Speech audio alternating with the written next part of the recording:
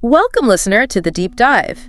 Today, we're looking at something usually pretty innocent, right? Childhood games. Absolutely, the foundation of so much fun. Exactly, we're talking about hide and seek. But we've come across some stories where it wasn't just fun and games, it turned chilling. Yeah, seriously unsettling. We've found these accounts compiled in a YouTube video, real horror stories people shared. And today, we want to unpack them a bit. Look at what makes them so disturbing. Right? Yeah. What turns hide and seek from play into, actual terror? We want to explore that psychological side where the lines get really blurry. It's fascinating, isn't it? How that familiar game structure can be twisted to create such profound unease, sometimes outright fear. Definitely. We're going to get into the details that make these experiences stick with you, the kind that are truly unsettling. Okay, so let's dive into this first story. It's from someone who, when they were a kid, played this team version of hide and seek. Team version, how did that work? Yeah, it was in their cul-de-sac, which backed right onto like a town nature preserve. So woods right there. They had a team of seekers and a team of hiders. Hiders had to get to a checkpoint, or the seekers tagged everyone out with a two-hand touch. Got it. Standard rules, just with teams. Right. And our storyteller, they were 11 back in 2008, playing with 6 friends. So during this game, the storyteller, being a hider, got pretty clever. Their next-door neighbor didn't have a back fence.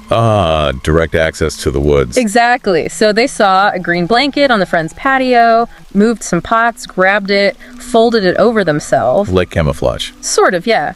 And crawled under it to hide in the bushes, right near the edge of those woods. Pretty smart hiding spot, actually. Definitely resourceful for an 11-year-old. But here's where it gets weird. While hiding, they saw one of the known seekers distracted, looking under a table nearby. Okay, so planning their escape? Yeah, getting ready to make a run for it. They were sort of waddling on their knees, dropped the blanket, looked around, and then they heard it. Heard what? A really distinct sound. A shoe on dry leaves, twigs snapping, coming from directly behind them. In the woods. Oh, wow. Okay, that's instantly chilling. Yeah. Because it's such a normal sound.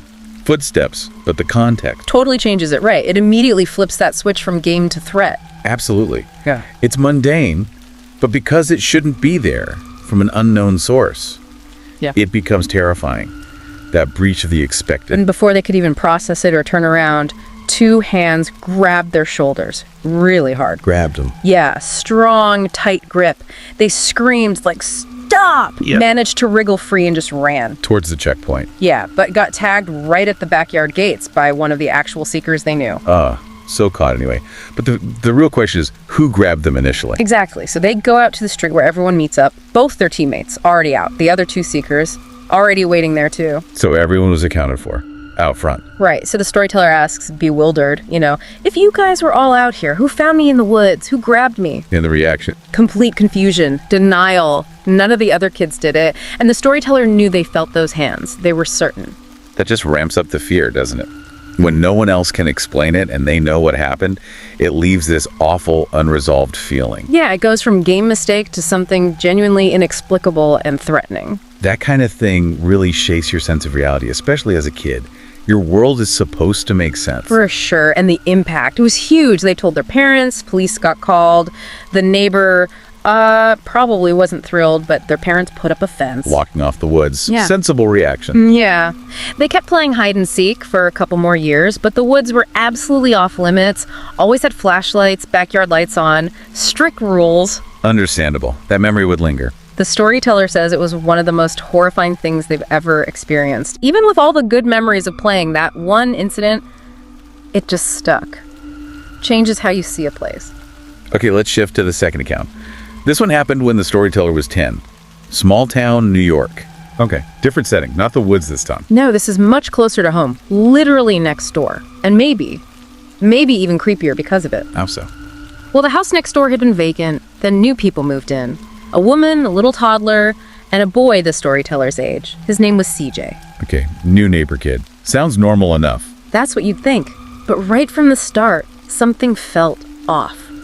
The storyteller met CJ, and his handshake was apparently very weird. Weird how? Like too formal, like an adult's handshake, not a kid's. And then there were the blank stares. Just empty looking. That is unsettling. Little things that just don't quite fit the picture of a typical 10-year-old. Exactly. And he had zero interest in kid stuff.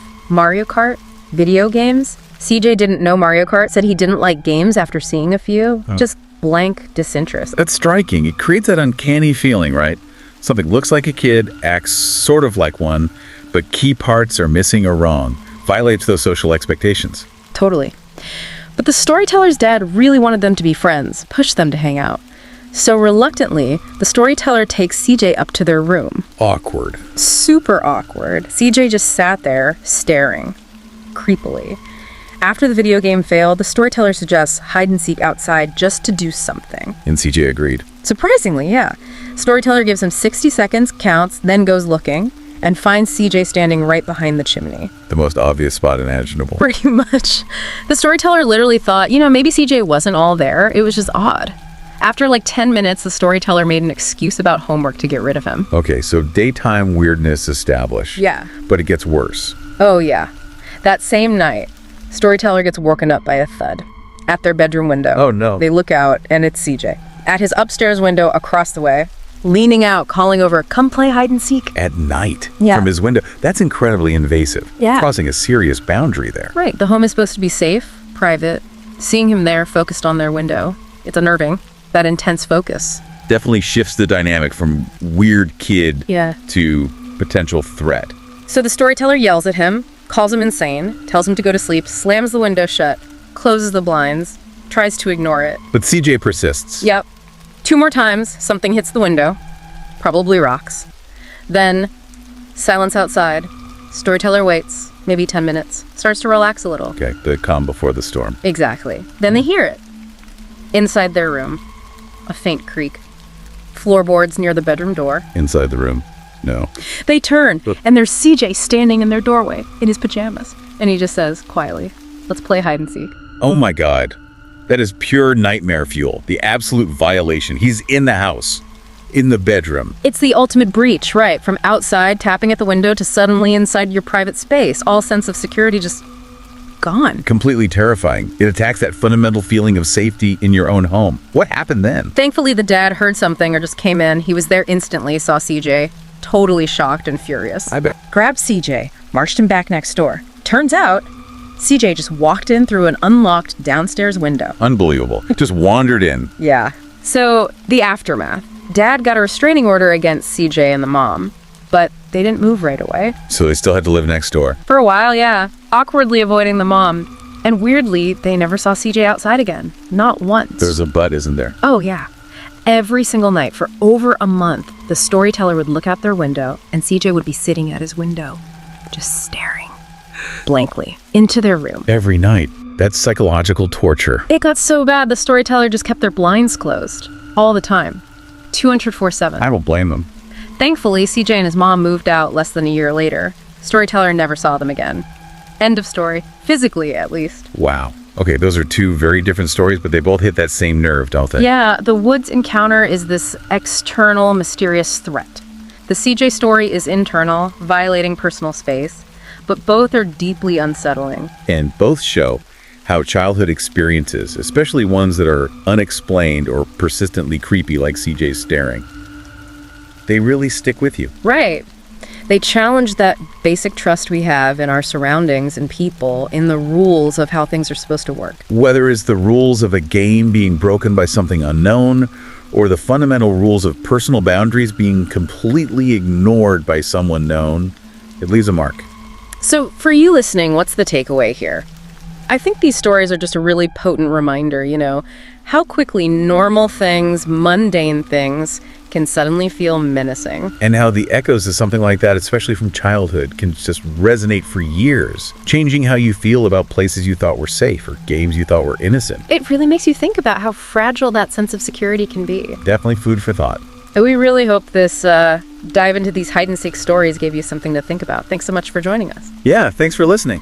Maybe consider how we all process these kinds of experiences, the ones that don't have easy answers. What makes a scary story truly stay with you? And hey, if you found this exploration interesting, maybe a little chilling, please do like this, share it with someone who might appreciate it, and subscribe to our channel, Horror Docs. We explore more shadows like these. We'd appreciate the support. All right, that's all for this deep dive. Goodbye for now.